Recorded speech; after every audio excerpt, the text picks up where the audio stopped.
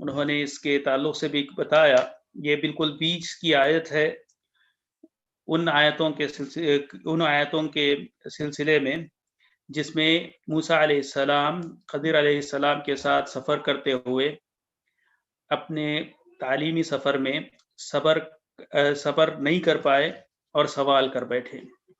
دونوں میں طے یہ پایا تھا موسیٰ اور خضر علیہ السلام میں کہ خضر علیہ السلام جو بھی سکھانا ہے اپنے طور پر سکھائیں گے، اور موسیٰ علیہ السلام کو اس بات کا مجاز نہیں ہوگا کہ وہ آگے بڑھ کر سوال کریں گے۔ لیکن باتیں کچھ اس قدر مختلف تھی کہ موسیٰ علیہ السلام صبر نہیں کر پائے اور پھر وہ سوال کر بیٹھے۔ تو بہرحال 3 واقعات تھے مختصر طور پر جس پر موسیٰ علیہ السلام سوال کر بیٹھے۔ پہلا یہ واقعہ تھا کہ تعلیمی سفر شروع کرنے کے لیے موسیٰ علیہ السلام اور خضر علیہ السلام کشتی میں سوار ہوئے۔ کشتی والوں نے تو احسان کا معاملہ کیا، لیکن موسیٰ علیہ السلام اور خضر علیہ السلام جب سوار ہو گئے تو خضر علیہ السلام نے اس کشتی میں چھید کر دیا، اس کو عیب دار بنایا۔ تو اس پر وہ سوال کر بیٹھے، لیکن خضر علیہ السلام نے ان کو یاد دہانی کی کہ تمہیں سوال کا مجاز نہیں ہے۔ تو وہ خاموش ہو گئے اور کہا کہ مجھے ایک اور موقع دیا جائے، جس پر خضر علیہ السلام نے موسیٰ علیہ السلام کو موقع دیا۔ جب آگے بڑھے تو ایک لڑکے کو دوسرے لڑکوں کے درمیان میں کھیلتا پایا، معصوم لڑکا جس کا کوئی گناہ نہیں تھا، لیکن اس کو خضر علیہ السلام نے قتل کر دیا۔ اس پر بھی موسیٰ علیہ السلام سوال کر بیٹھے۔ تو خضر علیہ السلام نے کہا، یاد دلایا کہ کیا میں نے تم سے نہیں کہا تھا، قال الم اقل لك انك لن تستطيع معي صبرا، کہ تم میرے ساتھ ہرگز بھی صبر نہیں کر پاؤ گے۔ تو موسیٰ علیہ السلام نے جواباً کہا، قال ان سألتك عن شيء بعدها فلا تصاحبني، اس کے بعد اگر میں کوئی سوال کروں تو پھر مجھے اپنے ساتھ میں مت رکھیے گا، مجھے ایک آخری موقع دے دیجیے گا۔ قد بلغت من لدنی عذرا، یقیناً میں معذرت کی آخری حد کو پہنچ چکا ہوں، میرے سے یعنی میں معذرت کے آخری حد کو پہنچ چکا ہوں، اس کے بعد مجھے موقع مت دیجیے اگر کوئی خطا ہو جائے۔ لیکن تیسرا واقعہ یہ ہوا کہ سفر کرتے ہوئے ایک قریے میں جا پہنچے، گاؤں میں جا پہنچے، جہاں پر لوگوں سے ضیافت طلب کی، لیکن لوگوں نے انکار کیا، اور وہیں پر ایک دیوار کو گرتا پایا تو اس کو درست کر دیا اور اس پر کوئی اجرت بھی نہیں لی۔ تو جب کوئی اجرت بھی نہیں لی اور ایسے قریے میں جہاں کے لوگوں نے ضیافت سے انکار کیا تھا، تو پھر سے موسیٰ علیہ السلام کو صبر نہیں ہو سکا اور پھر سے وہ سوال کر بیٹھے۔ تو اس موقع پر کہا، ھذا فراق بینی و بینک، تو خضر علیہ السلام نے کہا کہ چلو اب یہ آخری بات ہو گئی، اب یہاں سے ہم جدا ہوں گے، لیکن جدا ہونے سے پہلے میں تم کو بتاؤں گا کہ کس وجہ سے، سأنبئک بتأویل ما لم تستطع علیہ صبرا، ہاں میں ان ساری باتوں کی وضاحت کروں گا جس پر تم صبر نہیں کر سکے۔ تو اس کے بعد خضر علیہ السلام نے اس کی وضاحت کرتے ہوئے بتایا کہ کشتی کو اس وجہ سے عیب دار کیا کیونکہ وہ کشتی غریب اور محتاجوں کی تھی، اور دوسرے کنارے ندی کے یا دریا کے دوسرے کنارے یا ندی کے دوسرے کنارے جہاں پر وہ جا رہے تھے، وہاں پر ایک ایسا ظالم بادشاہ تھا جو اچھی کشتیوں کو چھین لیا کرتا تھا، لہذا اس کو بادشاہ کے قہر سے بچانے کی خاطر عیب دار بنایا گیا تھا۔ یہ پہلی بات ہوئی۔ دوسری بات کہ بچے کو کیوں قتل کر دیا، تو بچے کو قتل اس لیے کیا تھا کہ وہ بچے کے مقدر میں یہ لکھی تھی بات کہ وہ بڑا ہو کر کافر ہو جائے گا، کفر کا شکار ہوگا، اور وہ اکلوتا اولاد ہونے کی وجہ سے والدین اس کی محبت میں، بے پناہ محبت میں کے شکار تھے، اور بہت ممکن تھا کہ اس کی محبت کے مارے والدین بھی کافر ہو جاتے۔ اور یہ سب چیزیں خضر علیہ السلام کو اللہ کی طرف سے وحی کے ذریعے بتا دی گئی تھی، اور اللہ کی طرف سے ہی حکم ہوا تھا کہ اس کو قتل کر دیں، لہذا بچے کو اس وجہ سے قتل کیا۔ تیسرا واقعہ کہ دیوار کس لیے درست کی، تو دیوار یقیناً گاؤں والوں نے تو بدسلوکی کی تھی، لیکن جس بچے کی وہ دیوار تھی اس کے والدین بہت اچھے اور نیک لوگ تھے، لہذا وہ نیک آدمی اپنے بچوں کے لیے دیوار کے نیچے خزانہ مدفون کر گیا تھا، کچھ پیسے یا کوئی بھی دولت مدفون کر گیا تھا۔ اگر وہ ان کی بچپنے میں گر جاتی، بچوں کے بچپنے میں گر جاتی، تو بہت ممکن تھا کہ گاؤں کے کچھ ظالم اور سرکش قسم کے لوگ اس دولت سے فائدہ اٹھا لیتے اور بچے محروم ہو جاتے، لہذا بچوں کی دولت کی حفاظت کی خاطر وہ دیوار دوبارہ درست کر دی گئی۔ یہاں پر رک کر کئی مفسرین اس بات کی طرف اشارہ بھی کرتے ہیں کہ دیکھو، والدین کی نیکی بچوں کے مال اور جان کی حفاظت کرتی ہے، بچوں کے کام آتی ہے۔ یہ ایک عجیب تعلق ہے اور ایک عجیب رشتہ ہے۔ یقیناً نیک اعمال میں نفسا نفسی کا ہی پہلو غالب ہے، لیکن ماں باپ اور اولاد کا رشتہ ایک ایسا رشتہ ہے کہ اولاد کی نیکی مرنے کے بعد بھی بچوں کی نیکیاں ماں باپ کو فائدہ پہنچاتی ہے۔ اذا مات ابن آدم انقطع عنہ العمل الا من ثلاث، تو اس میں سے یہ بھی ہے کہ ولد صالح يدعو له، کہ اگر نیک بچہ ماں باپ کے حق میں دعا کرتا ہے تو اس کو فائدہ ہوتا ہے، نہ ہی صرف دعا کا بلکہ نیک اعمال کا بھی اگر تربیت والدین کی ہو۔ تو پھر دیکھیں، تو والدین سے بچوں کی نیکی والدین کو فائدہ پہنچاتی ہے، اور اس آیت کے تحت والدین کی نیکی بچوں کو بھی فائدہ پہنچاتی ہے۔ تو یہ ساری باتیں تھیں جو ان تینوں قصوں میں ابتدا طور پر بتائی گئی۔ اس کے بعد آیت نمبر 83 سے 98 تک ذوالقرنین کا واقعہ ذکر کیا گیا، جس کے تعلق سے اللہ تبارک و تعالیٰ نے کہا وَيَسْأَلُونَكَ عَنْ ذِي الْقَرْنَيْنِ قُلْ سَأَتْلُو عَلَيْكُمْ مِنْهُ ذِكْرًا، کہ لوگ آپ کو ذوالقرنین کے تعلق سے پوچھتے ہیں، کہہ دو کہ میں تم کو عنقریب اس کے تعلق سے پڑھ کر سنا دوں گا، بتا دوں گا کہ کیا معاملہ تھا۔ ذوالقرنین کون تھے؟ تو اس کے تعلق سے 3 قسم کی باتیں ملتی ہیں مفسرین کے پاس، کہ وہ ایک نیک آدمی تھے، وہ بادشاہ تھے اور نبی تھے۔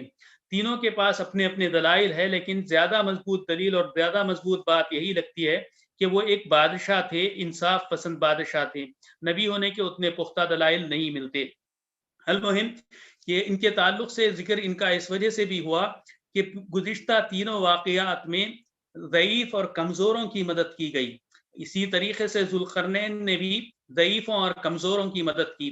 بتانے کا مقصد یہ ہے، قرآن میں اس کا ذکر کرنے کا مقصد یہ ہے کہ اللہ تبارک و تعالی غریب اور کمزوروں کی مدد کرتا ہے شعوری اور لاشعوری طور پر، جب تک کہ وہ نیک ہوں۔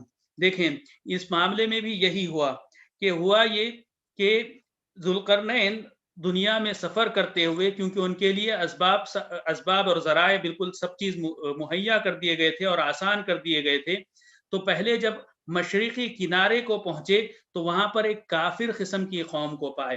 اللہ تبارک و تعالیٰ نے ان کے تعلق سے کہا کہ جب وہ کافر قسم کی قوم کے پاس پہنچے تو اللہ تبارک و تعالیٰ نے ذوالقرنین سے خطاب کرتے ہوئے کہا کہ یا تو تم ان کو تکلیف دو، عذاب دو، تمہارا اختیار ہے، یا پھر تم چھوڑ دو۔ ذوالقرنین نے کہا کہ ہاں، ہم تو دعوت دیں گے، اور اگر وہ نہیں قبول کریں گے تو ہم اس پر ان کی سرزنش بھی کریں گے، ان کو عذاب بھی دیں گے اور تکلیف بھی دیں گے، اور اللہ کا عذاب تو یقیناً آخرت میں اور بھی زیادہ سخت ہوگا۔ اس کے بعد مشرقی کنارے سے نکل کر مغربی کنارے کو پہنچے تو وہاں پر ایک ایسے قوم کے پاس آئے جو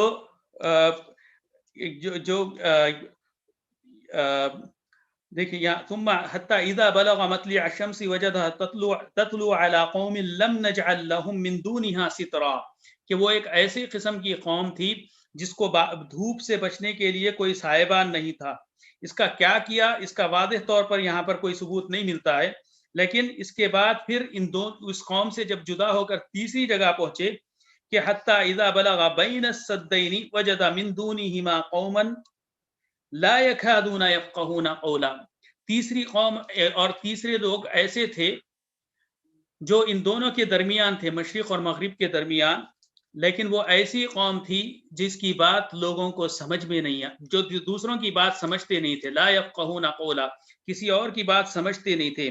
لیکن اس کے باوجود جب ذوالقرنین میں ان لوگوں نے دیکھا کہ ایک نیک آدمی ہے، شاید کوئی علامت نظر آئی، ان لوگوں نے درخواست کی، قالوا یا ذا القرنین ان یأجوج ومأجوج مفسدون فی الارض فهل نجعل لك خرجا على ان تجعل بیننا وبینہم سدا، یہ کہہ کر درخواست کی کہ ذوالقرنین، ہمارے درمیان میں یاجوج اور ماجوج کی قوم رہتی ہے جو ہم کو اکثر بیشتر تکلیف پہنچاتی ہے، تو کیا آپ ان کے اور ہمارے درمیان کوئی آڑ بنا سکتے ہو؟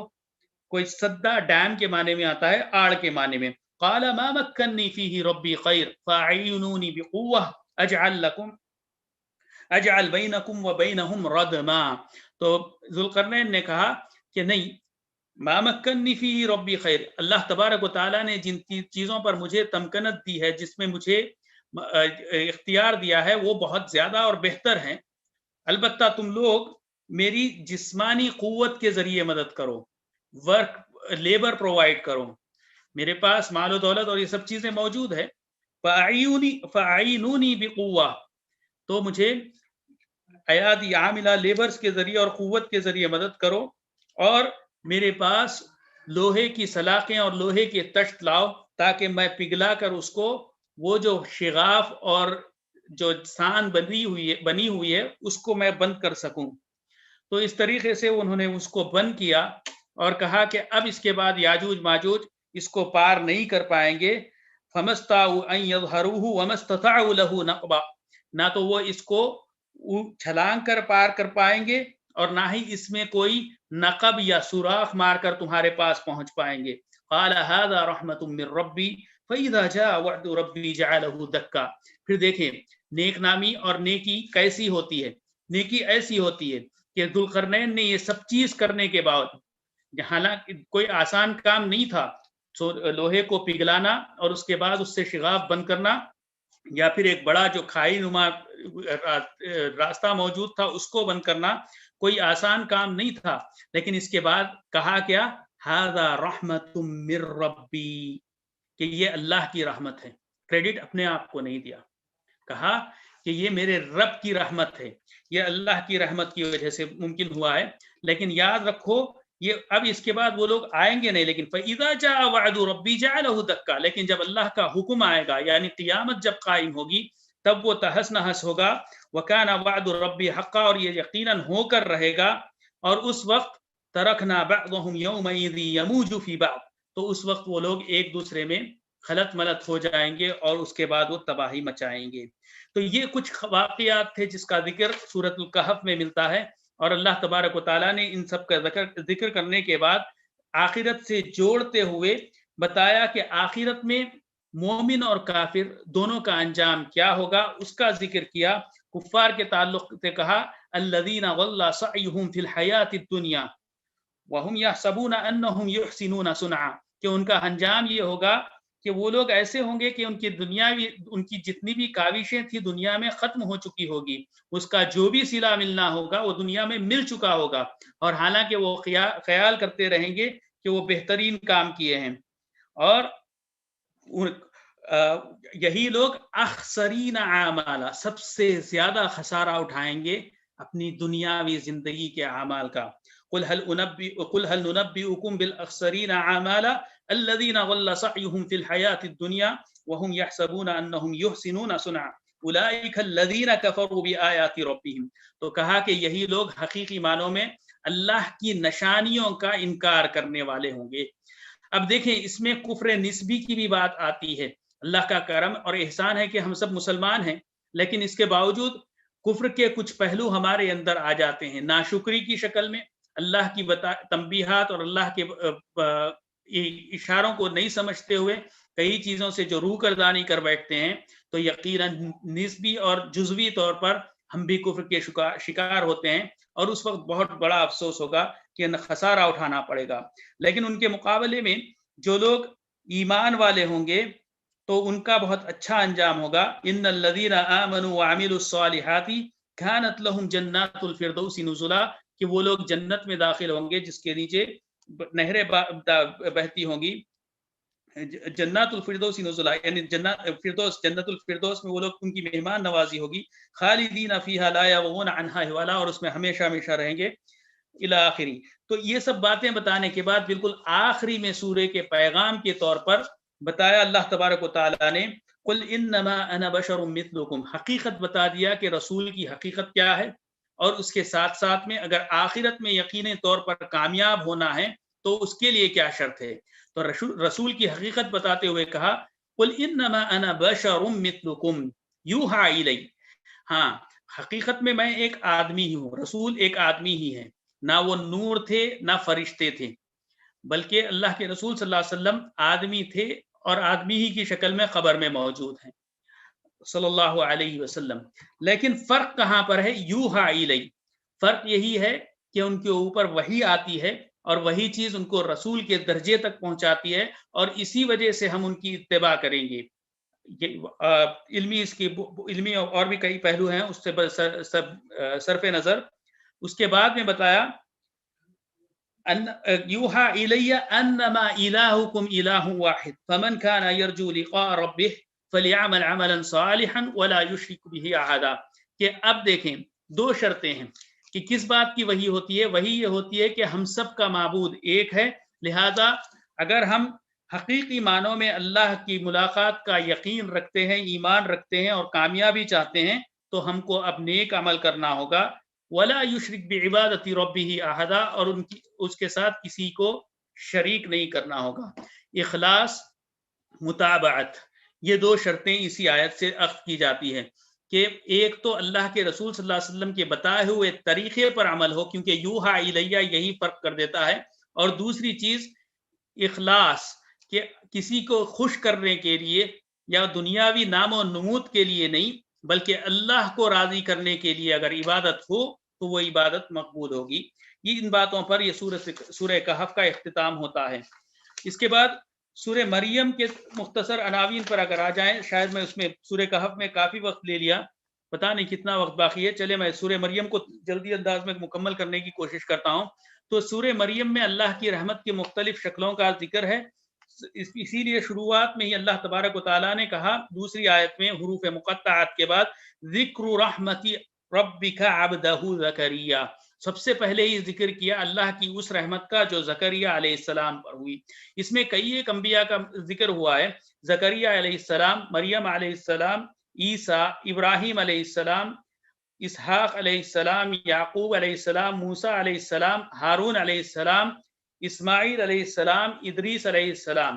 اور اس کے بعد بتایا کہ یہ سب لوگ آدم اور نوح کی نسل میں سے ہیں، آدم اور نوح کے بچے ہیں. اسی لیے ہم آدم کو انسانیت کے باپ سمجھتے ہیں اور ان کے سب کے والد کا درجہ رکھتے ہیں. انسانیت انہی سے بپا ہوئی، اور نوح کو دوسرے باپ کا درجہ حاصل ہے کیونکہ ساری دنیا تباہ ہونے کے بعد انہی کی نسل سے پھر دنیا آباد ہوئی.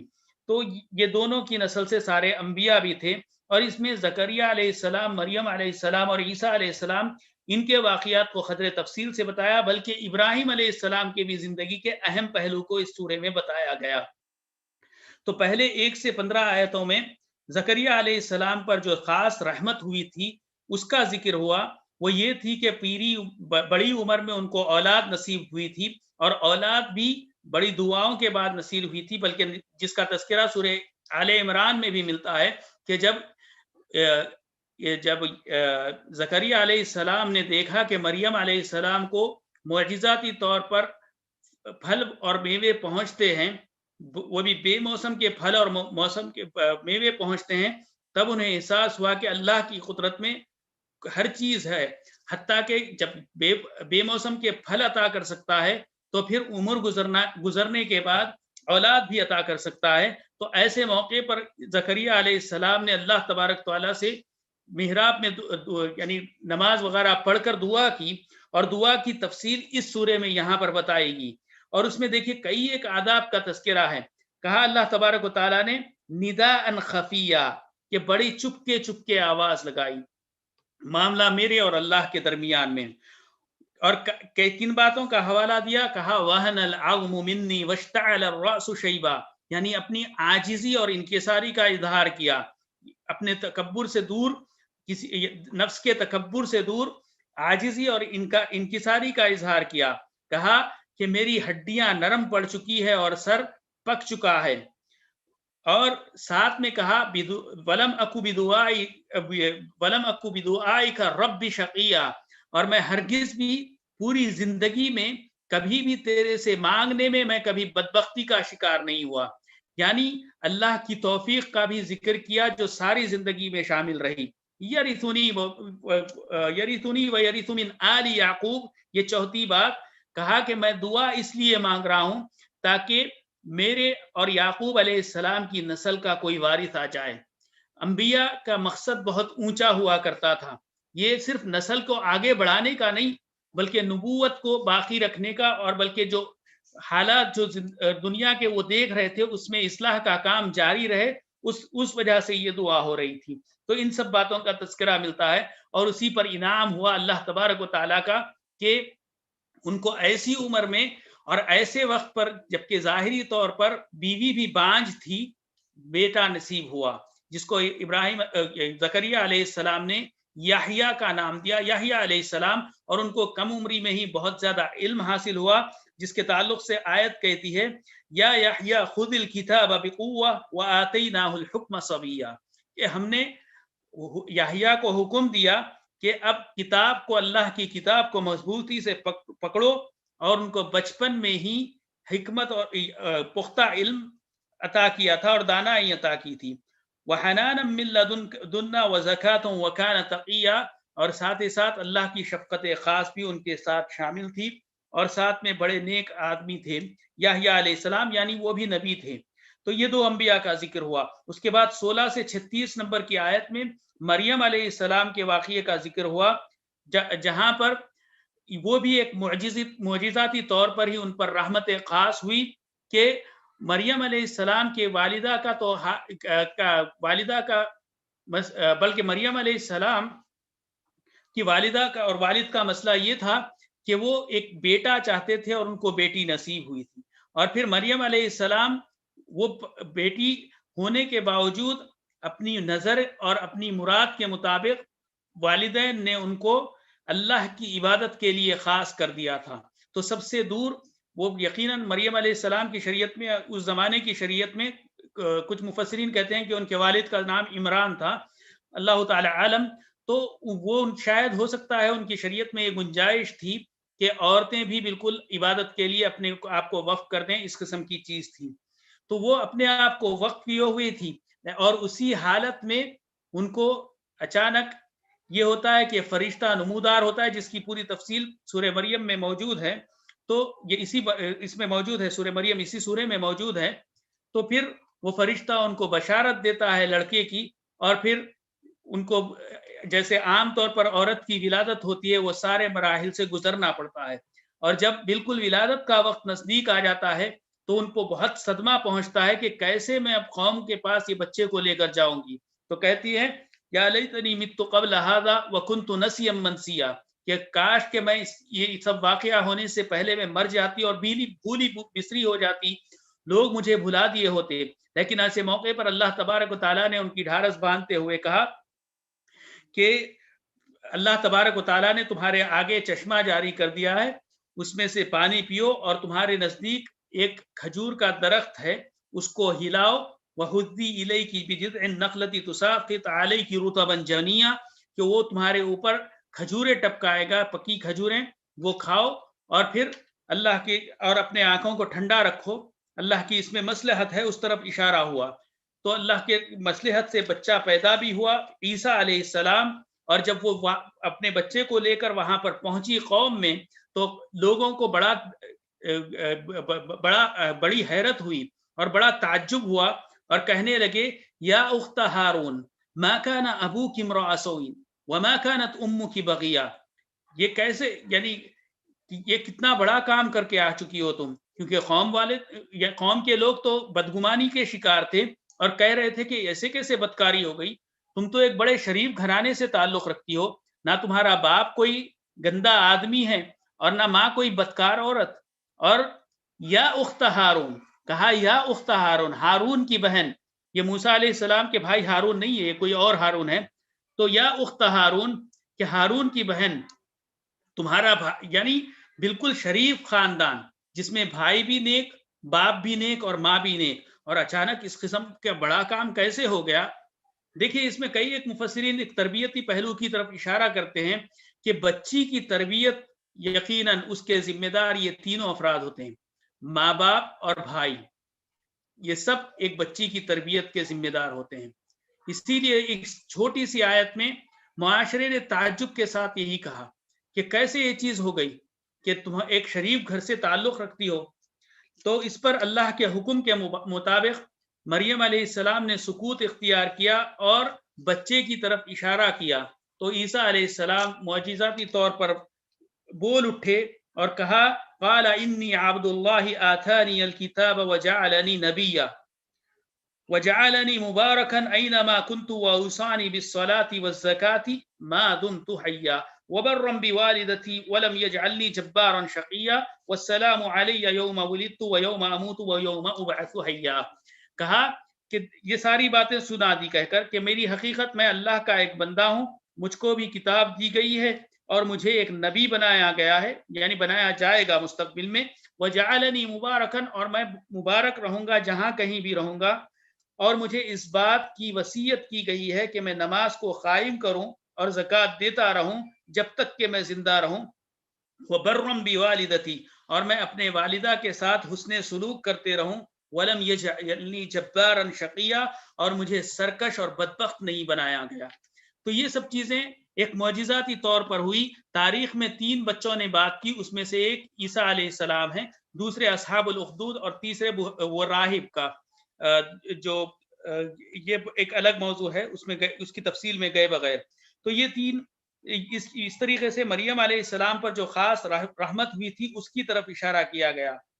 اور اس میں جو ایک بڑا پیغام ایک بھی جو ملتا ہے کہ عورت حمل سے پہلے جس مرحلے میں رہتی ہے کافی تکلیف کا بھی شکار رہتی ہے اور کمزوری کا بھی شکار رہتی ہے، لیکن اس موقع پر بھی اللہ تبارک و تعالیٰ نے حکم دیا وَهُزِّي إِلَيْكِ بِجِذْعِ النَّخْلَةِ، کہ تم کھجور کا تنا پکڑ کر ہلاؤ تب تم کو کھانے کو ملے گا. یعنی مطلب اس دنیا میں جب تک ہم اسباب اختیار نہیں کریں گے، محنت اور مشقت نہیں کریں گے، ہم کو کوئی پھل اور ثمر ملنے والا نہیں ہے. تو یہ باتیں مریم اور عیسیٰ علیہ السلام کے تعلق سے تھی. اس کے بعد 37 سے لے کر 40 کی آیت میں عیسیٰ علیہ السلام کے تعلق سے لوگوں کے اختلاف کا ذکر ہوا. بتایا گیا کہ دیکھیں فاختلف الاحزاب من بینہم فویل للذین کفروا من مشہد یوم عظیم اسمع بهم وابصر یوم یأتوننا لیکن الظالمون اليوم فی ضلال مبین. کہ کہا کہ عیسیٰ علیہ السلام کے تعلق سے اختلاف قیامت تک چلتے رہے گا، قیامت تک چلتے رہے گا، اور ہمارا کام یہی رہے گا کہ ہم ان کی حقیقت بیان کرتے رہیں گے. تو لوگ جو عیسیٰ علیہ السلام کو خدا بنا بیٹھے، اور جو جوس ہیں یعنی جو یہود ہیں، وہ ان کو معاذ اللہ ولد الزنا جو کہتے ہیں، یہ سب باتیں چلتی رہیں گی. ہم کو اپنے طور پر حق بیان کر کر اس پر ایمان رکھ کر قیامت تک اپنے موقف پر ڈٹے رہنا ہے، اس کی ہم کو تعمیر ملتی ہے. وَأَنذِرْهُمْ يَوْمَ الْحَسْرَةِ إِذْ قُضِيَ الْأَمْرُ وَهُمْ فِي غَفْلَةٍ وَهُمْ لَا يُؤْمِنُونَ. کہ یہ ایک عجیب بات ہے، وَأَنذِرْهُمْ يَوْمَ الْحَسْرَةِ، کہ قیامت کے دن کو حسرت کے دن سے تعبیر کیا گیا. حسرت یعنی بدکاروں کو یا گناہگاروں کو ہوگی، یہ تو سمجھ میں آتی ہے کہ دنیا کے وقت کا صحیح استعمال نہیں کیا، لیکن نیکوکاروں کے تعلق سے کیسے یہ نام پورا آئے گا؟ تو اس کے تعلق سے مفسرین کا خیال یہ ہے کہ اس وقت جس قسم کا بڑا اجر ملے گا ہر چھوٹے چھوٹے کام پر بھی، وَمَن يَعْمَلْ مِثْقَالَ ذَرَّةٍ خَيْرًا يَرَهُ، کہ بالکل چھوٹے چھوٹے نیکیوں کا بھی جو بڑا بڑا اجر ملے گا، اس کو دیکھ کر نیکوکاروں کو بھی حسرت ہوگی کہ کاش زیادہ سے زیادہ وقت چھوٹی بڑی ہر قسم کی نیکی میں لگا دیے ہوتے، تھوڑا سا بھی وقت ضائع نہیں کیے ہوتے. تو وہ ایک بات ذہن میں تھی، تو اس طرف اشارہ کرنا میں چاہا. تو وہ ایک بات تھی یہاں پر. اس کے بعد 41 سے لے کر 50 تک ابراہیم علیہ السلام کا تذکرہ ہوا، اور ابراہیم علیہ السلام کے واقعے میں جو بات سمجھنے کی ہے وہ یہ ہے کہ ابراہیم علیہ السلام حق کی دعوت اپنے والد کو دیتے رہے، لیکن دیکھیں کیسے نرمی سے. حق اپنے آپ میں بہت سخت ہوتا ہے، اس کا ایک اپنا وزن ہوتا ہے اور اس کی ایک اپنی سختی ہوتی ہے. ایسے موقع پر اگر حق کو پہنچانے والا بھی سخت اسلوب اختیار کرے اور سختی سے پہنچائے تو بہت ممکن ہے کہ حق جس کو پہنچایا جائے وہ متنفر ہو جائے، مدعو بھاگ اٹھے. تو اسی لیے ہم کو تعلیم دی گئی کہ حق کو پہنچاتے وقت نرمی اختیار کرے. دیکھیں خود ابراہیم علیہ السلام کی اس دعوت میں وہی اسلوب غالب ہے، حتیٰ کہ وہ اپنے نرم پہلو سے والد کو راضی کرنے کے پیچھے لگے رہے. آخر انجام یہ ہوا، قال اراغب انت عن آلہتی یا ابراہیم لئن لم تنتہی لارجمنک वहजुरनी मलिया, खुद वालिद ने कहा कि कुछ देर के लिए, कुछ मुद्दत के लिए मुझे छोड़ दो, उहजुरनी मलिया, यानी हक को पहुंचाते हुए हमें बेजार नहीं होना है। दो बातों का हमें ख्याल रखना है, एक तो नरमी इख्तियार करना है, खासतौर पर वालिदैन, तो वहां पर और भी ज्यादा नरमी इख्तियार करना है, और दूसरे बेजार नहीं होना है, बेजार नहीं होना है, आखिर सांस तक उस पर कोशिश करते रहना है। जब वालिद ने ये कहा कि मैं तुमको या तो तकलीफ पहुंचाऊंगा या फिर तुम छोड़कर चले जाओ, बल्कि कहा अर्जुमन, मैं तुमको संसार करके हलाक कर दूंगा, इस हद तक जब कहा तो बड़े भारी दिल से इब्राहिम अलैहिस्सलाम ने अपने बाप को छोड़ा और कहा सअस्तगफिरु लका रब्बी, मैं तुम्हारे लिए अल्लाह से मगफिरत तलब करूंगा। ये यकीनन कुफ्फार के हक में जायज नहीं है इस किस्म का अस्तगफिरु लका, ये एक चीज उसवा इब्राहिमी से मुस्तस्ना है। इब्राहिम अलैहिस्सलाम का उसवा रसूलुल्लाह सल्लल्लाहु अलैहि वसल्लम को तक उसके इत्तिबा का हुक्म दिया गया, लेकिन उसमें जो एक पहलू जो हमारे लिए काबिल तकलीद नहीं है वो यही है कि अगर कोई काफिर है तो उसकी इस्तिग़फ़ार की बख्शिश की तलब दुआ नहीं करेंगे, बल्कि उसके हिदायत की दुआ करेंगे। तो ये एक बात यहाँ पर थी इब्राहिम अलैहिस्सलाम के ताल्लुक से। और देखिए नतीजा क्या निकला जब इस छोड़ कर गए, तो फलम्मा अतज़लहुम वमा यअबुदून मिन दूनिल्लाहि वहबना लहू इसहाक़ व याक़ूब व कुल्लन जअलना नबिय्या। सुभान अल्लाह, क्योंकि अल्लाह की खातिर उन्होंने अपने वालिद को छोड़ा था, अपने घर बार को छोड़ा था, अल्लाह तबारक व तआला ने उसका नेमल बदल दिया। उनकी औलाद में दो नबी, बेटा और पोता, दोनों को नबी बना दिया। कहा इस्माइल और इसहाक और याकूब, माफ करना, इसहाक और याकूब, इस्माइल तो दूसरे बेटे हैं उनके, इसहाक और याकूब दोनों के दोनों, बेटा और पोता, दो भी नबी बने, जालना नबिया। इसीलिए बहुत से मुफस्सिरीन कहते हैं मन तरका लिल्लाहि शैअन अव्वदहु खैरुम मिन, कि अल्लाह तबारक व तआला की खातिर जब कोई आदमी कोई चीज छोड़ देता है तो अल्लाह उसको उससे भी बेहतरीन अंजाम और सिला देता है। मूसा अलैहिस्सलाम का किस्सा, इसमें भी इसका भी तस्करा हुआ, जो 51 से लेकर 58 नंबर की आयत में है। मूसा अलैहिस्सलाम, इस्माइल और इदरीस अलैहिस्सलाम का सिर्फ जिक्र हुआ, तफसीली किस्सा बाद के सूरे में, सूरे ताहा में मिलता है। इसके बाद 59वीं आयत में अल्लाह तबारक व तआला ने एक ज़ाबिता बताया कि हमसे पहले वाले जितने अंबिया थे वो कामयाब इस वजह से रहे कि इज़ा तुतला अलैहिम आयातुर रहमानी खर्रू सुज्जदन व बुकिया, कि जब उनको अल्लाह की आयतें पढ़कर सुनाई जाती, उन तक अल्लाह की आयतें पहुंचती, तो वो खर्रू सुज्जदन व बुकिया, कि वो सजदा रेज होते और रो पड़ते, यानी उसको ज़ाहिरी और बातिनी दोनों तौर पर समझते और अपनाते। इसीलिए वो लोग, उनके अंदर भलाई मौजूद थी। लेकिन हमारी बदबख्ती कहाँ से आई? फ़ख़लफ़ मिन बअदिहिम ख़ल्फ़ुन अज़ाउस सलाता वत्तबअुश शहवाति फसौफ़ यल्क़ौना ग़य्या। कहा अल्लाह तबारक व तआला ने कि इनके बाद जो नाखलफ लोग आए, जो बेतौफीक लोग आए, उन्होंने नमाज को गंवाया और अपनी शहवतों के पीछे भागे। आंख की शहवत, कान की शहवत, पेट की शहवत और उसके नीचे की भी शहवत।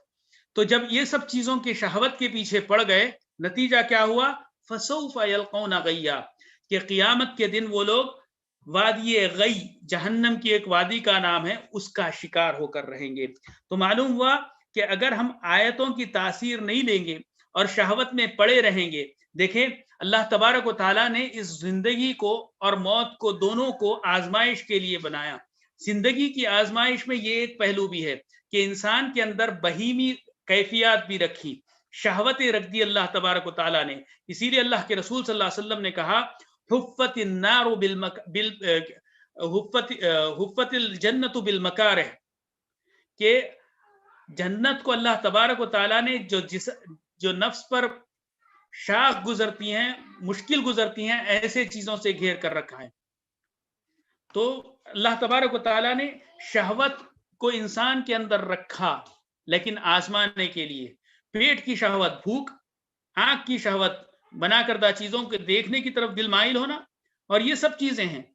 तो इन सब चीजों से जब हम अपने आप को बचाएंगे तभी हम कामयाब हो सकेंगे, کیونکہ ہم سے پہلے والے انبیاء جتنے بھی 10-11 انبیاء کا اللہ تبارک و تعالیٰ نے اس سورے میں ذکر کیا، اس کے بعد کہا کہ یہ لوگ اس لیے کامیاب ہوئے کہ اذا تتلی علیہم آیات الرحمن خروا سجدا وبکیا، کہ وہ لوگ ظاہری اور باطنی طور پر اس کا اثر لیتے تھے۔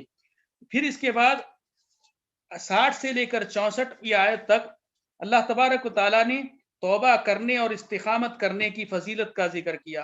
الا من تاب وآمن وعمل صالحا فاولئک يدخلون الجنة ولا يظلمون شیئا، کہ یقیناً ہم سے پہلے والے اور ہم میں بھی کوتاہیاں ہیں، خلف من بعدهم خلف اضاعوا الصلاة واتبعوا الشہوات، وہ آج بھی موجود ہے، ناخلف لوگ آج بھی موجود ہے، اور ان کے زیر اثر ہم بھی کبھی کبھار گمراہیوں کا شکار ہوتے رہتے ہیں۔ لیکن اللہ کی فضیلت اور رحمت یہ ہے کہ الا من تاب وآمن وعمل صالحا، کہ وہ سوف یلقون غیا کی وعید سے، جہنم میں جانے سے ایسے لوگ بچ جائیں گے جو توبہ کرتے رہیں گے اور نیک عمل کرتے رہیں گے۔ فاولئک یدخلون الجنة ولا یظلمون شیئا، تو ایسے لوگوں کو اللہ تبارک و تعالی جنت میں ڈالے گا اور ان پر ذرا برابر بھی ظلم نہیں ہوگا۔ یہ ذرا برابر بھی ظلم نہیں ہونے کی بات یہ ہے کہ جیسے سورہ فرقان میں آتا ہے کہ جب آدمی نیک عمل کرتا ہے فَأُولَئِكَ يُبَدِّلُ اللَّهُ سَيِّئَاتِهِمْ حَسَنَاتٍ، اللہ تبارک و تعالیٰ ان کے برائیوں کو جو گزشتہ زمانے میں جو گناہ ہو گئے تھے ان کو بھی نیکی بدل میں تبدیل کر کے اللہ تبارک و تعالیٰ جنت میں داخل کر دیتا ہے۔ اسی لیے کئی مفسرین بھی یہ بھی کہتے ہیں اور کئی علماء یہ کہتے ہیں کہ العبرۃ بحسن الخواتیم ولیس بنقص الابتداء اور بدایہ، نقص البدایہ، کہ شروعات میں کوئی کوتاہی کمی رہ جائے اس سے کوئی پکڑ نہیں ہوتی ہے اگر خاتمہ بالخیر ہو جائے۔ ہر ایک کے آدمی ہر ایک کے ہاتھ میں، میرے اور آپ کے ہر ایک کے ہاتھ میں یہ بات موجود ہے کہ آنے والی زندگی کو بہتر بنا لے، موجودہ وقت کو بہتر استعمال کر لیں۔ یقیناً ہم اپنا ماضی تو بدل نہیں سکتے ہیں، لیکن دیکھیے اللہ کی رحمت اور کرم کہ توبہ کر لیں گے موجودہ وقت میں اور عمل صالح کرتے رہیں گے آگے کے وقت میں، تو نتیجہ یہ ہوگا یبدل اللہ سیئاتہم حسنات، کہ اللہ تبارک و تعالیٰ گزشتہ گناہوں کو نیکیوں میں تبدیل کر دے گا۔ اور اس آیت کے تحت یدخلون الجنۃ ولا یظلمون شیئا، اور ہمارے اوپر ذرا برابر بھی ظلم نہیں کیا جائے گا۔ تو اللہ تبارک و تعالیٰ یقیناً قدردان ہے، بس ضرورت ہے کہ ہم اپنے آپ کو سدھاریں اور اب ہم اپنے آپ کو بنائیں۔ اس کے بعد 65ویں آیت میں توحید کی تینوں قسموں کا ایک آیت میں جمع کر کے بتایا، رب السماوات والارض وما بینہما فاعبدہ واصطبر لعبادتہ ہل تعلم لہ سمیعا، کہ تینوں قسم کی عبادت ایک علمی نقطہ ہے، اس سے تھوڑا سا آگے بڑھتے ہوئے اس کے بعد 66 سے 70 نمبر کی آیت میں مومنوں کے مقابلے میں کفار کے بعد الموت کے استہزاء کرنے اور اس کا انجام کے طور پر قیامت کی ہولناکیوں کا تذکرہ کیا گیا، کیونکہ کفار جب بھی قیامت کا ذکر ہوتا تو اس کا مذاق اڑایا کرتے تھے، تو اس کا اللہ تبارک تعالیٰ اس کی طرف اشارہ کیا اور کہا کہ اس کا انجام یہ ہوگا وَإِن مِّنكُمْ إِلَّا وَارِدُهَا كَانَ عَلَى رَبِّكَ حَتْمًا مَقْضِيًّا، کہ چاہے تم مومن ہو یا کافر ہو، قیامت کے دن تم جہنم کے اوپر پیش کیے جاؤ گے، جس کو ہم پل صراط کہتے ہیں۔ کیونکہ دیکھیے کفار کا معاملہ یہ تھا وَيَقُولُ الْإِنسَانِ إِذَا مَا مِتُّ لَسَوْفَ أُخْرَجُ حَيًّا أَوَلَا يَذْكُرُ الْإِنسَانُ أَنَّا خَلَقْنَاهُ مِن قَبْلُ وَلَمْ يَكُ شَيْئًا، کہ وہ جب کبھی بھی اس سے کہا جاتا، یعنی کافروں سے کہا جاتا کہ تم کو پھر سے بعد الموت ہے، تم کو مرنے کے بعد اٹھایا جائے گا، تو وہ مذاق کرتے ہوئے کہتا اذا مت لسوف اخرج حیا، یہ تو تعجب کی یعنی مذاق اڑاتا اور اس کا انکار کرتا، کہتا کہ کیا میں سچ میں اٹھایا بھی جاؤں گا؟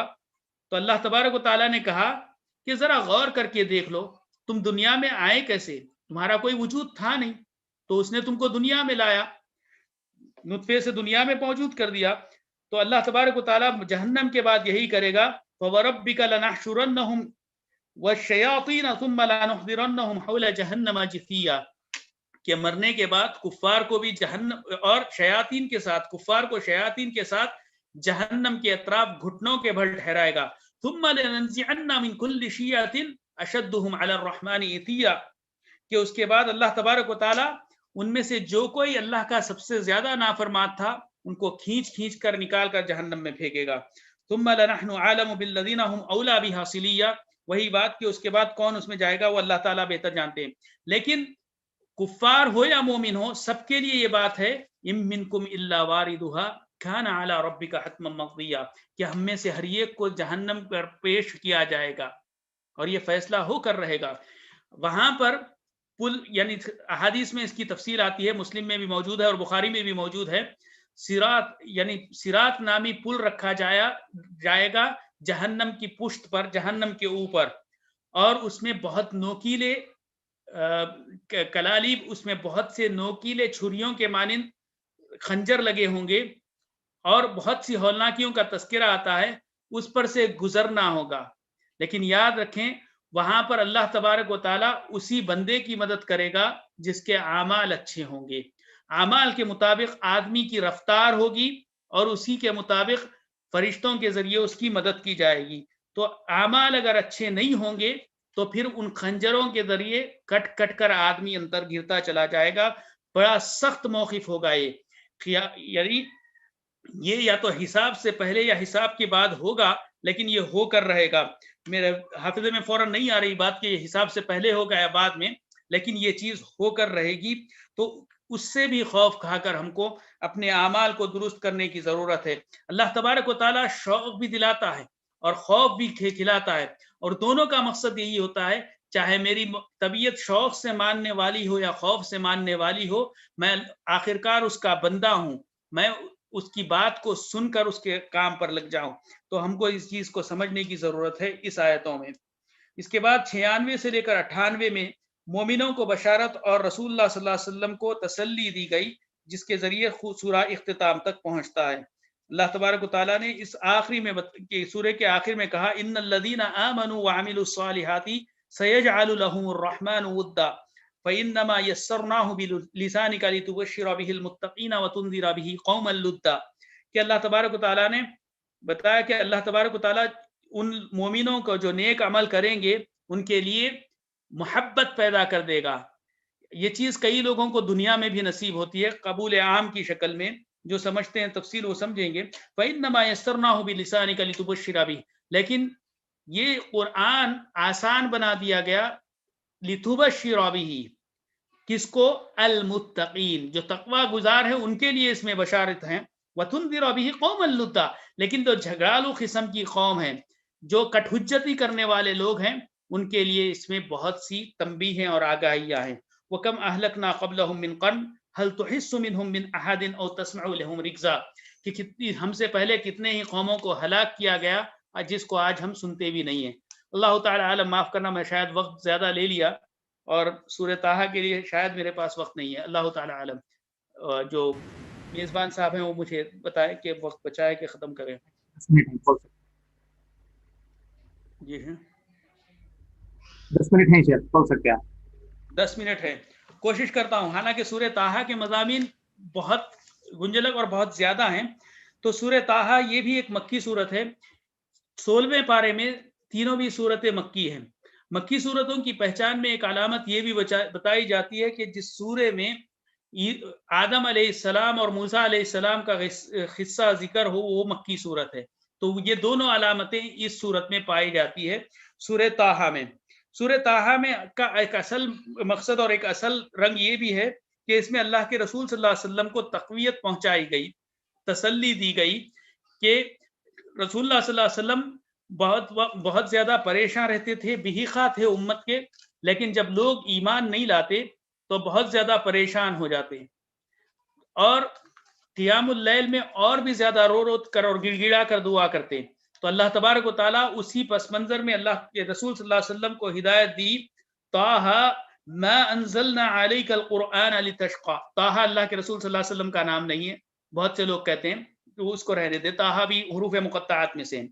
ما انزلنا علیک القرآن لتشقی، کہ ہم نے آپ پر قرآن آپ پر سختی کرنے کے لیے نازل نہیں کی. لتشقی الا تذکرۃ لمن یخشی، لیکن اس میں یقینا نصیحت ہے ان لوگوں کے لیے جو خشیت اختیار کرتے ہیں.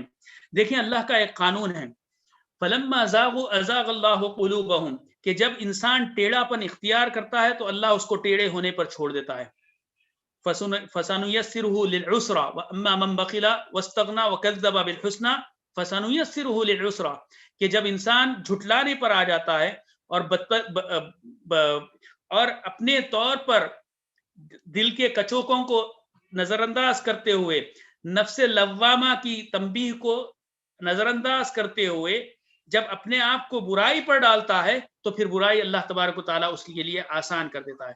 لیکن اس کے برعکس جو نیک ہونا چاہتا ہے اس کو اللہ تبارک و تعالیٰ کہتے ہیں کہ جو ایک بالشت آئے گا تو ہم ایک گز اس کے پاس جائیں گے، جو چل کر آئے گا تو ہم دوڑ کر اس کے پاس جائیں گے.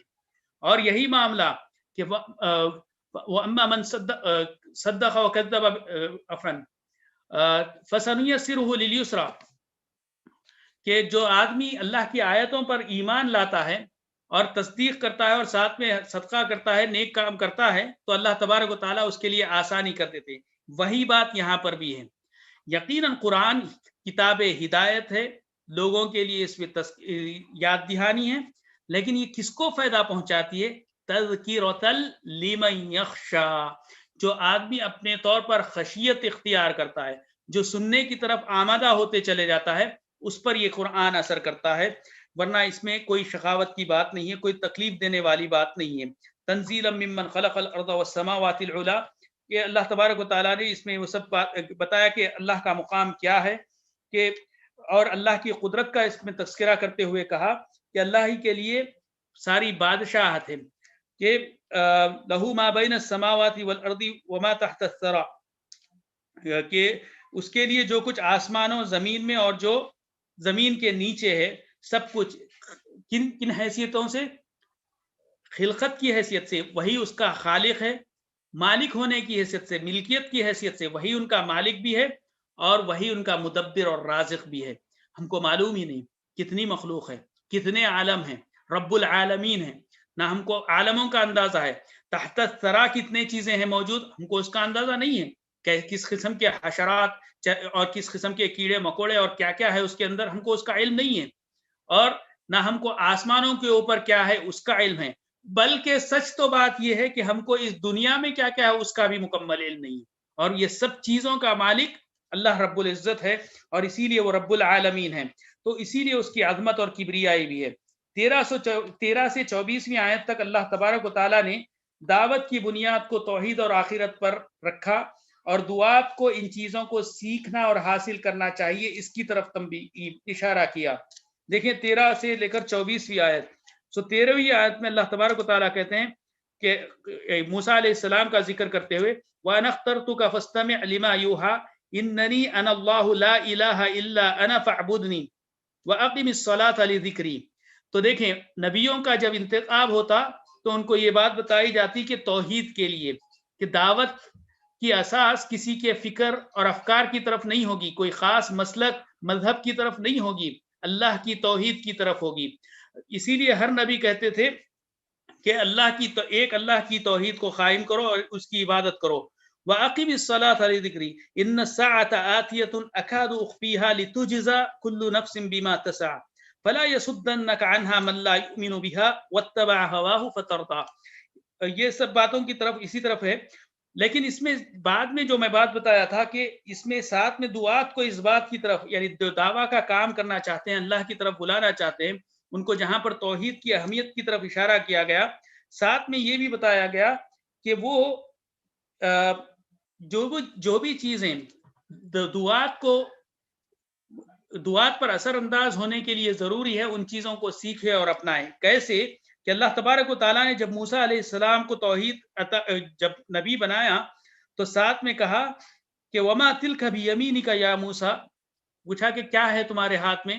قال ہی عصائی اتوکأ علیہا واہش بہا علی غنمی، یعنی کہا کہ یہ میری لاٹھی ہے. اللہ تبارک و تعالیٰ نے کہا لاٹھی کو پھینکو، تو معجزاتی طور پر اس کو اژدہے میں بدلا اور کہا یہ تمہارے لیے ایک کام کی چیز ہوگی، لوگوں کو سمجھانے کے لیے، کیونکہ اس دور میں جادوگری کا بڑا زور تھا. تو اللہ تبارک و تعالیٰ نے کہا کہ دیکھو لوگوں کو اس سے پہلے سمجھاؤ کہ یہ سب چیزیں کوئی حقیقت نہیں رکھتی ہے، یہ اللہ کی قدرت کی بات ہے. ایک چیز فَأَلْقَاهَا إِذَا هِيَ حَيَّةٌ اس کے بعد دوسری چیز کہا وَضْمُمْ يَدَكَ إِلَى جَنَاحِكَ تَخْرُجْ بَيْضَاءَ مِنْ غَيْرِ سُوءٍ آیَةً أُخْرَى، کہ تم اپنے بازو کو بغل گیر کرو تو اور باہر نکالو تو وہ روشن چمکتا ہوا نکلے گا. کیوں؟ کیونکہ یہ بھی ایک اور ایک نشانی ہوگی لوگوں کو سمجھانے کے لیے، متاثر کرنے کے لیے، لوگوں پر مؤثر ہونے کے لیے.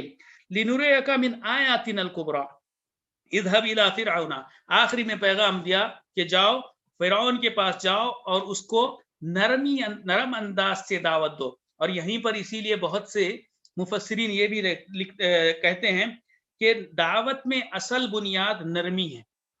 جو بات میں پہلے بھی بتا چکا کہ حقیقت اور حق اپنے آپ میں بہت سخت ہوتا ہے، اس کو پہنچانا نرمی سے چاہیے، لیکن جہاں پر ضرورت ہوتی ہے، جہاں پر آدمی قابل اقتدار پر ہوتا ہے اور شرک بالکل کھلے طور پر ہو جاتا ہے تو وہاں پر یقیناً سختی بھی اختیار ہوتی ہے، جیسا کہ خود اسی سورے میں موسیٰ علیہ السلام کے واقعے میں ملتا ہے کہ موسیٰ علیہ السلام نے بھائی ہارون علیہ السلام کو قوم کے پاس چھوڑ کر اللہ سے ہم کلامی کے لیے گئے، اور وہاں سے جب الواح لے کر آئے، ہدایت لے کر آئے، تو دیکھا کہ قوم شرک کی شکار ہے.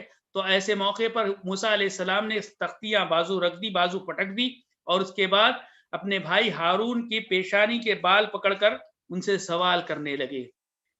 تو یہاں پر مفسرین رک کر کہتے ہیں ہاں، جب شرک مکمل طور پر عام نظر آ جانے لگے اور جس کو اس کی ذمہ داری دی گئی تھی اس میں اگر تقصیر ہو تو ان کا حساب کتاب سختی سے لیا جائے گا. یہی اس موقف کا تقاضا ہے. لیکن اصل اور بنیادی بات اور بنیادی اصول ابتداً نرمی سے شروعات ہوگی، نرمی سے ہی پیغام پہنچائیں گے، ورنہ تو دعوت کے کچھ ایک مراحل ہے جہاں پر سختی بھی اختیار کی جائے گی، تو وہ ایک الگ موضوع ہے. جہاد الطلب اور جہاد الدفاع وہ سب چیزیں بعد میں آتی ہے. تو یہ یہاں پر یہ بات بھی اس کی طرف بھی اشارہ ملتا ہے. تو موسیٰ علیہ السلام کی قصے میں یہ بھی بات ہے کہ دیکھیں اس میں ایک اور ایک باریکی ہے کہ اللہ تبارک و تعالیٰ نے جب موسیٰ علیہ السلام کو نبی بنا کر بھیجا تو موسیٰ علیہ السلام نے دعا کرتے ہوئے کہا رب اشرح لی صدری ویسر لی امری واحلل عقدۃ من لسانی یفقہوا قولی واجعل لی وزیرا من اہلی ہارون اخی. تو یہ سب آیتوں کی بنیاد پر بھی یہ کہا جاتا ہے کہ ایک داعی کو جو دعوت کا کام کرتا ہے پہلے اس کو دیکھ لینا چاہیے کہ کیا اس کے پاس وہ سارے وسائل موجود ہیں جس کے ذریعے وہ مؤثر انداز سے، امپیکٹفل وے میں اپنی دعوت کو پہنچا سکتا ہے، مؤثر انداز سے. کیونکہ موسیٰ علیہ السلام زبان کے فصیح نہیں تھے تو اللہ تبارک و تعالیٰ سے دعا کی کہ میری زبان میں فصاحت پیدا کر دے، اور ساتھ میں کہا وجعل لی وزیرا من اہلی، اور ہارون اخی ہوا یعنی ہارون اخی اشدد بھی ازری، کہ میرے بھائی ہارون کو بھی میرے ساتھ نبی بنا دے. کیونکہ ایک دوسری جگہ آتا ہے ہوا افصح من یعنی لسان، کہ زبان کے لحاظ سے وہ زیادہ فصیح تھے اور زیادہ بلیغ تھے. تو اور مفسرین یہاں پر ایک فائدے کی بات یہ بھی لکھتے ہیں کہ کوئی بھائی اپنے بھائی کو موسیٰ علیہ السلام سے بڑا تحفہ نہیں دے سکتا، کیونکہ موسیٰ علیہ السلام نے ہارون علیہ السلام کو نبوت کا تحفہ دیا، کیونکہ ان کی دعا پر اور ان کی درخواست پر اللہ تبارک و تعالیٰ نے کہا قد اوتیت سؤلک یا موسیٰ، کہ تم کو تمہاری پوچھی ہوئی چیز دی جاتی ہے. تو یہاں پر یہ بات بھی ذہن میں رکھنا ہے. 47 سے 55 نمبر کی آیت میں موسیٰ علیہ السلام کی دعوت کا تذکرہ ہوا، پھر اس کے جس میں 51 اور 52ویں آیت میں ہدف سے گمراہ نہ ہونے کا ایک بہترین نمونہ موسیٰ علیہ السلام کی دعوت میں ملتا ہے. کیونکہ دیکھیں جب جا کر موسیٰ علیہ السلام نے دعوت دی اور کہا کہ انا اوحی الینا ان العذاب علی من کذب وتولی قال فبر ربکما یا موسیٰ، کہ جب کہا کہ ہم پر وحی ہوئی اور جو کوئی بھی اب وہ وحی سے روگردانی کرے گا تو اس کو سخت عذاب ہوگا، تو فرعون نے پوچھا تمہارا رب کون ہے؟ موسیٰ علیہ السلام نے کہا ربنا الذی آتی کل شیء خلقہ ثم ہدی، کہ وہ وہی ہے جس نے ہر ایک چیز کو پیدا کیا اور اس کو اس کی ڈگر پر لگایا. قال فما بال القرون الاولی، بہکانے کے لیے کہنے لگا فرعون کہ پہلے پارینہ اقوام کا کیا حال ہے. تو دیکھیں موسیٰ علیہ السلام اپنی بات سے بھٹکے نہیں، اس کو بھی پھر واپس اللہ سے جوڑا اور کہا علمها عند ربی فی کتاب لا یضل ربی ولا ینسیٰ، کہ اس کی سب تفسیر اللہ کے پاس ہے، نہ وہ بھولے گا اور نہ وہ اس میں کوئی خطا اور غلطی کا شکار ہوگا۔ الذی جعل لکم الارض، واپس پھر سے لا کر اللہ کے انعاموں کا احساس دلاتے ہوئے کہا الذی جعل لکم الارض مہدا وسلک لکم فیہا سبلا وانزل من السماء ماء فاخرجنا به ازواجا من نبات شتى، کہا کہ دیکھو اللہ کو پہچانو، وہ اللہ کی ذات وہ ہے جس نے تمہارے لیے زمین کو مہد گود کی طرح بنا دیا اور اس میں تمہارے لیے راہیں پیدا کر دی کھلی کھلی، وانزل من السماء، اور آسمان سے بارش برسا کر تمہارے لیے رزق کے اسباب پیدا کر دیا، کلوا ورعوا انعامکم ان فی ذلک لآیات لأولی النہی، کیوں پارینہ قصوں میں جاتے ہو، پہلے کھاؤ پیو اور دیکھو غور کرو اللہ کی نشانیوں میں، اسی میں تمہارے لیے بڑی نشانیاں ہیں۔ اور انسان کی حقیقت کو واضح کرتے ہوئے کہا اللہ تبارک و تعالیٰ نے منہا خلقناکم وفیہا نعیدکم ومنہا نخرجکم تارۃ اخری، کہ یہی مٹی سے ہم نے تم کو پیدا کیا، اسی میں تم کو لوٹائیں گے، دفن کر دیں گے مرنے کے بعد، وَمِنْهَا نُخْرِجُكُمْ تَارَةً أُخْرَىٰ، اور اسی سے ہم کو پھر دوبارہ اٹھایا جائے گا۔ تو انسان کو تکبر کرنے کی کوئی ضرورت نہیں، میری اور آپ کی حقیقت مٹی سے بڑھ کر کچھ نہیں، تو ہم کسی کا کچھ، لیکن اگر ہم اپنی فطرت پر آ جائے جو کہ مٹی کی فطرت انبات کی یعنی پیدا کرنے کی اور پروڈکٹیو ہوتی ہے، یعنی کریٹیو ہوتی ہے، کہ تعمیری ہوتی ہے نہ کہ تخریبی، سارا جہاں آباد رہے گا، لیکن اس کی اگر ہم اپنی فطرت سے روگردانی کریں گے تبھی ہم تباہ ہوتے ہیں۔ وَلَقَدْ أَرَيْنَاهُ، تو یہاں پر یہ باتیں ان کے قصے میں یہ بھی ملتی ہے، اور بھی بہت سی تفاصیل ہیں، لیکن میں وقت کا خیال کرتے ہوئے یہیں پر رکتا ہوں، حالانکہ میں بہت سی چیزیں اپنے مطالعے کے دوران نوٹ کرتا چلا گیا تھا، لیکن وقت کا خیال کرتے ہوئے میں یہاں پر رکتا ہوں۔ وآخر دعوانا ان الحمد للہ رب العالمین۔ اللہ مجھے باتوں کو سمجھ کر اس پر عمل کرنے کی توفیق دے، اور ساتھ میں سب سننے والوں کو بھی عمل کی توفیق دے، کیونکہ اصل چیز سمجھنے کے بعد عمل ہے، ورنہ یہ سمجھی ہوئی بات وبال بھی بن جاتی ہے۔ اللہ تبارک و تعالیٰ اس سے ہم تمام کو محفوظ رکھے، اور اللہ آپ تمام کو جزائے خیر دے کہ اتنا وقت نکال کر سنے باتوں کو، اور سب جزائے خیر دے ہمارے منتظمین کو کہ اس مبارک سلسلے کو جاری رکھے۔ السلام علیکم ورحمۃ اللہ وبرکاتہ۔ وعلیکم السلام ورحمۃ اللہ وبرکاتہ۔ جزاک اللہ خیر شیخ، اللہ تعالیٰ آپ کی دعاؤں کو قبول کرے۔